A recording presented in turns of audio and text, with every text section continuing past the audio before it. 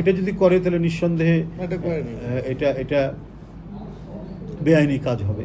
যদি যে ভিকটিম হয়েছে সে যদি আর অন্য কোনো মামলায় যদি কোনো কিছু হয়ে থাকে সেটা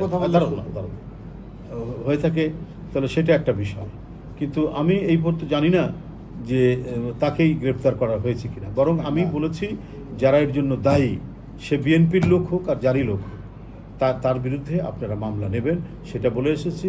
এবং আমিও কিছু কিছু নাম পেয়েছি, সেটাও আমি বলে এসেছি যে তারা কেউ মানে ইয়ের লোক না, কেউ অন্য কোনো বিপক্ষ দলের লোক, রাজনৈতিক দলের লোক না। তাদের অনেকেরই আমি নাম পেয়েছি, তারা আমাদের দলের নাম ব্যবহার করে তারা এই কাজটা করেছে।